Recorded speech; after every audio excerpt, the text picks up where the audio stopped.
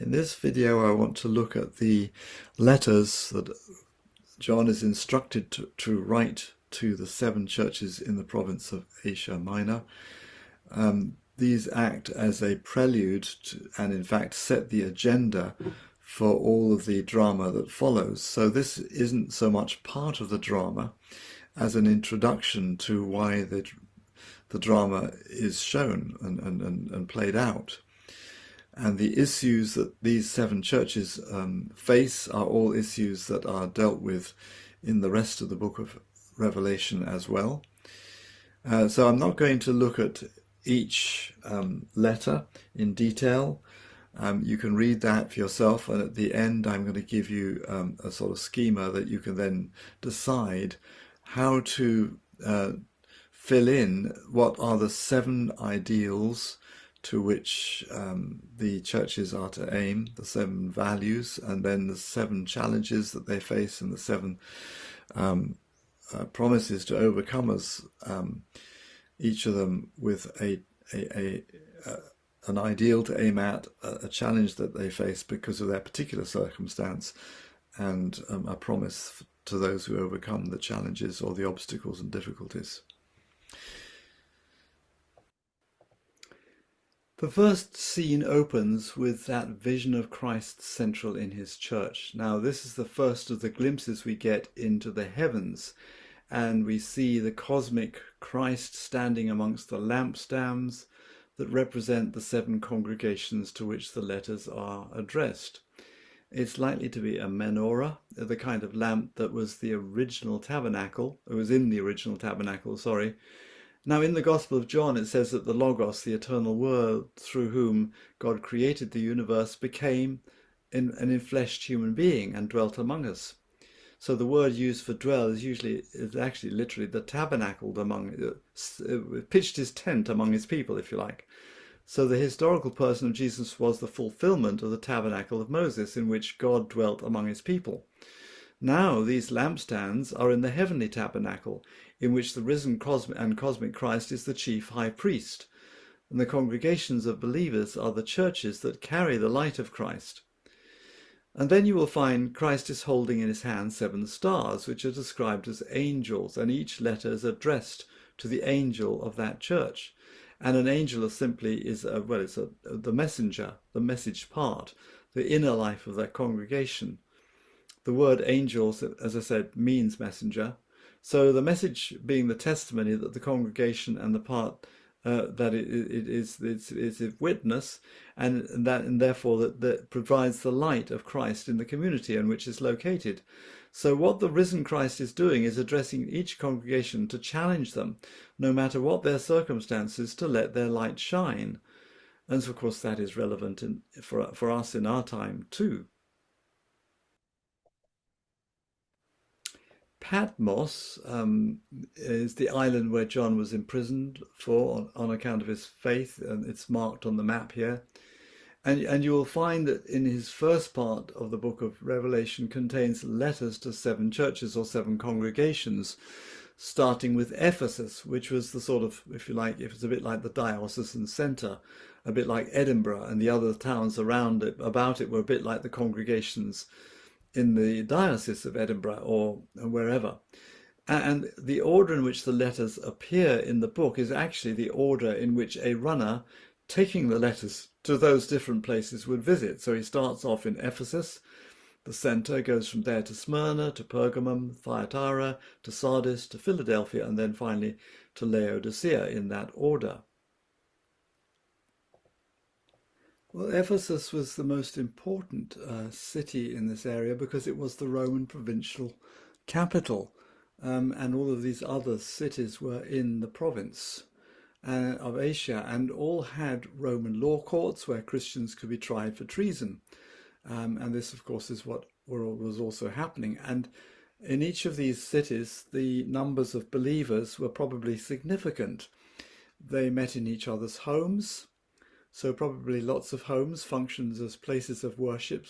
Now, some of them may have been more exclusively Jewish believers. Others might have been more Gentile, or some of them would be mixtures of the two. In each of them, they had a leading elder, but they were visited by itinerant preachers, apostles, and prophets, about which we'll say more later.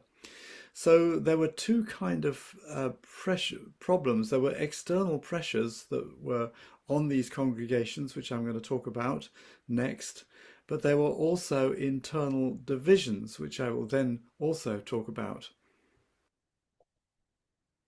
So what kind of pressures were there on the emerging Christian communities in these parts of, well, in Asia, but in all the Roman Empire? And it was three different kinds of contexts. There's the political context, the social context, and the religious context. So first, the political context. The early Jesus movement was viewed as subversive, since their members would not affirm Caesar as Lord, but only Jesus as Lord. So the message of the gospel concerning the reign of God, the good news of the reign of God, was politically subversive because it empowered the laity to and class distinctions were abolished, as were the distinctions between male and female, well, slave and free, and they were all seen as equal. But the power actually comes with a responsibility to behave in ways that accorded with the values of God's reign, so those of love, compassion, justice for the weak and the poor. And of course, this empowerment of the laity is the basis for true democracy. So this is the believers were threatened and under pressure to submit to Caesar as divine Lord.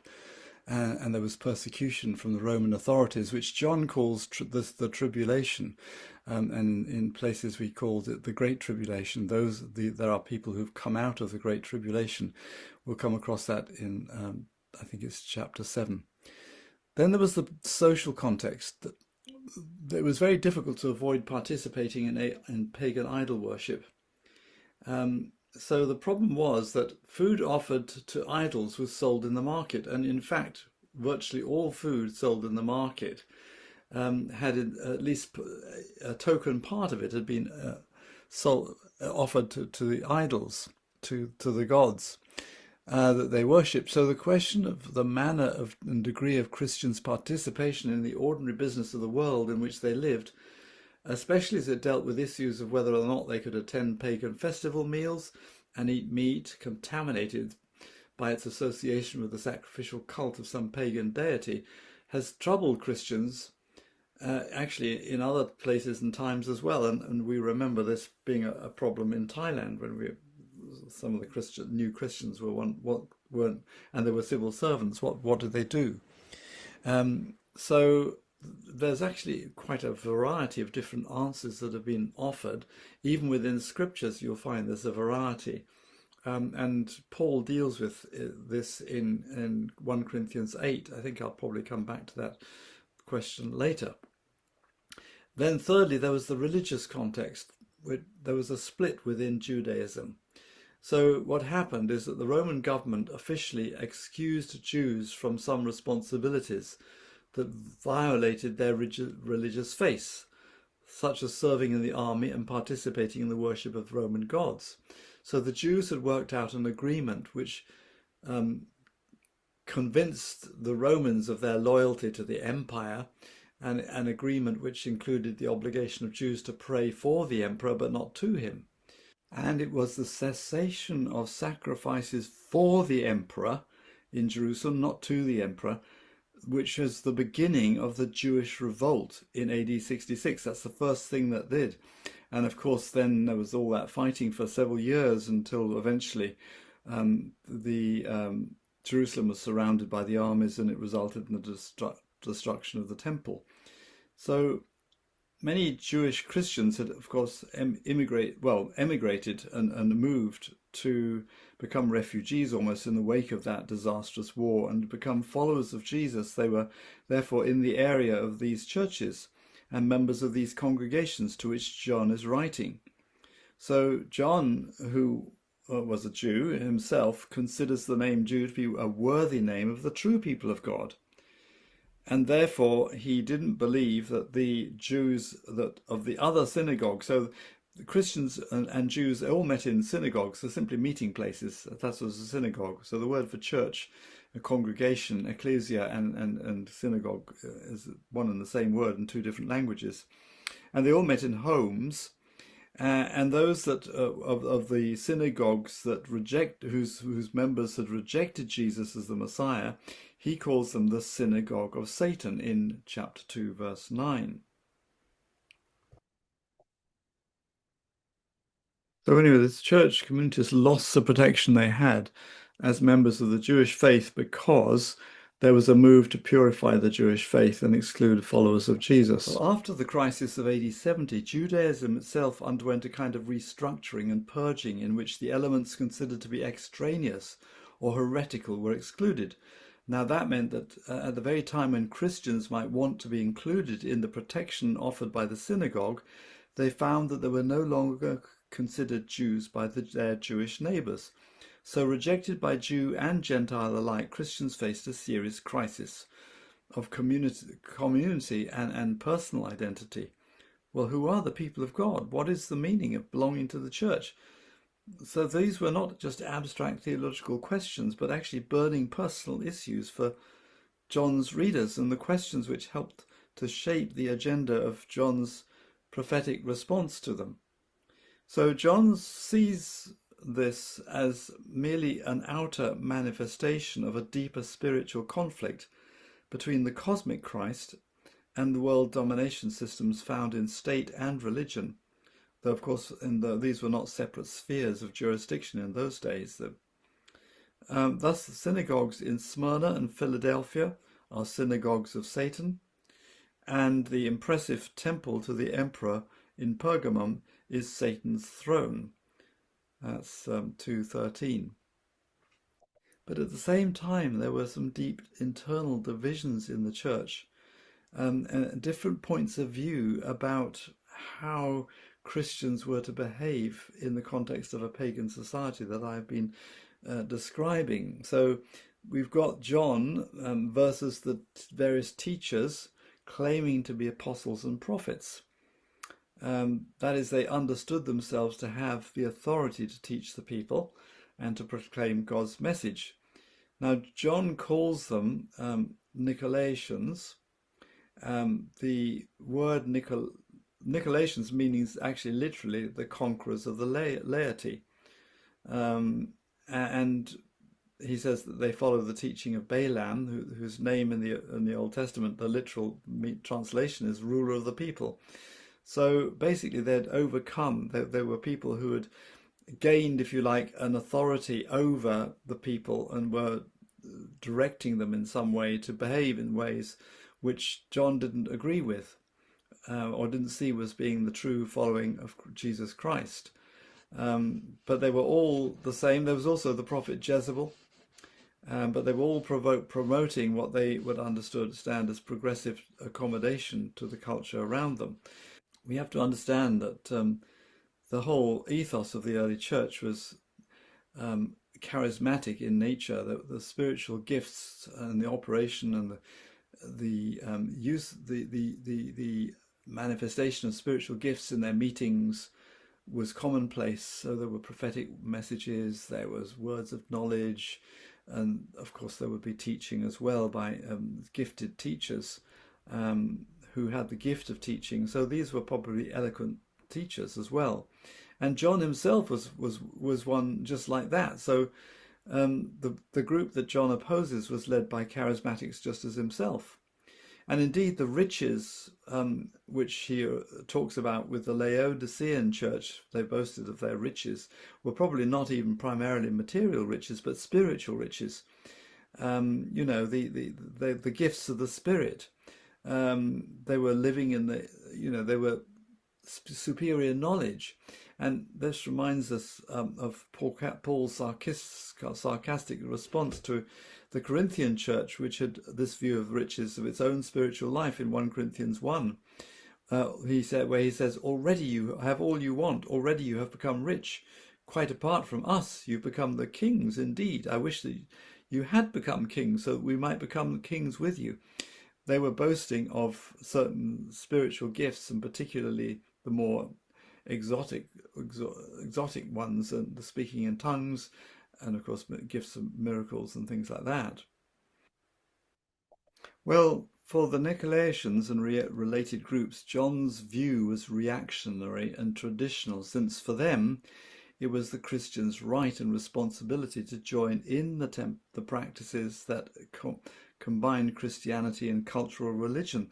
They didn't understand themselves as unchristian or anti-Christian, but as gifted leaders equipped with the charisma of the Spirit, helping the church to adapt to new times.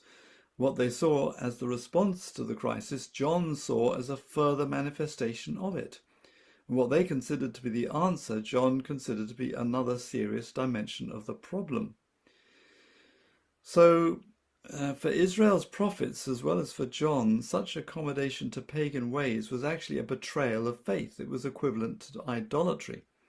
So the Old Testament prophets portrayed Israel's worship of other gods as a breach of the covenant, akin to marital infidelity, using the imagery of prostitution and the hurt of a betrayed spouse to emphasize God's grief and the severity of turning from him, what it cost him.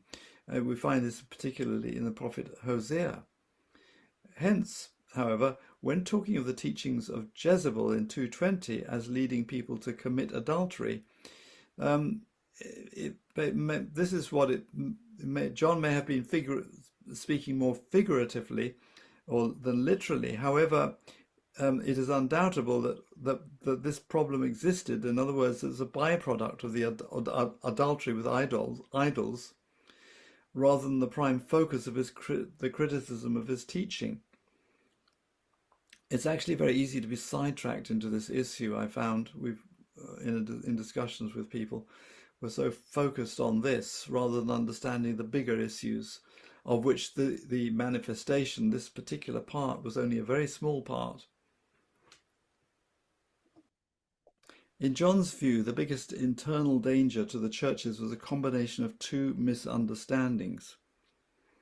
An understanding of the Christian life which basically split the spiritual from the physical, the internal from the external.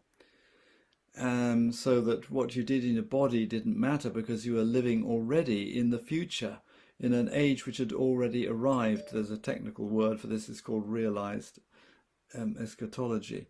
But basically what happens then is that you really do need to have, you do need to be able to judge between what is true teaching that follows the way of Christ and what isn't.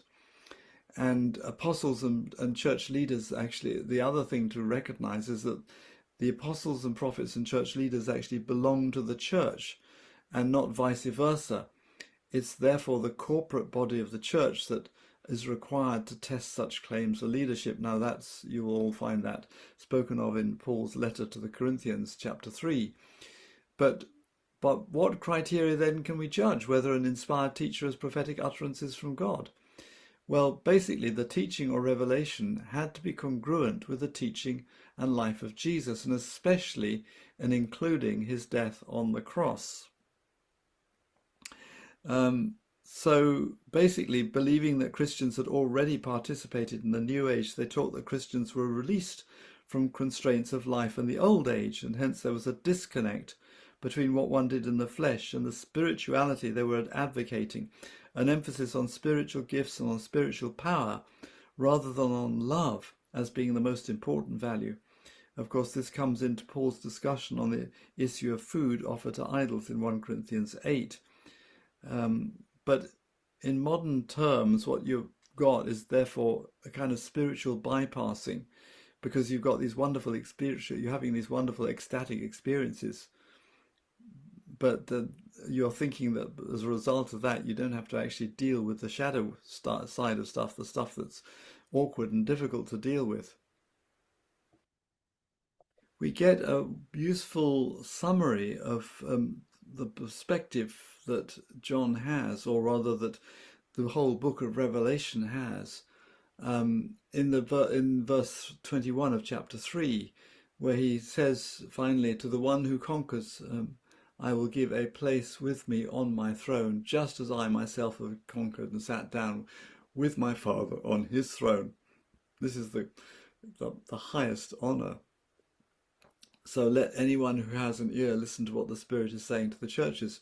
So basically, the perspective is that God rules from the throne. It's God, not some sort of apocalyptic scheme, some sort of thing that people are trying to work out, what the future holds. And they're reading the book of the Revelation in a completely the wrong way.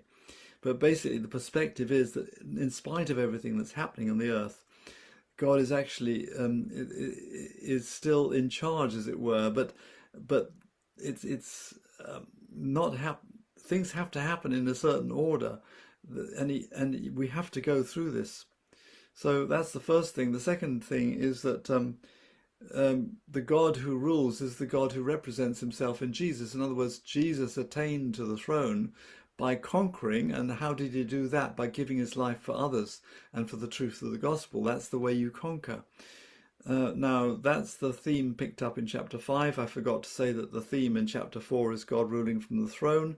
That's will come into our next session. And then Christians finally share the same throne and attain it by the same conquering. And that's what we find in chapter 7. Well, that brings me to the end of the letters. I haven't gone into the details, and I'm going to share this little sort of chart with you. I've called it Seven Steps to the Throne.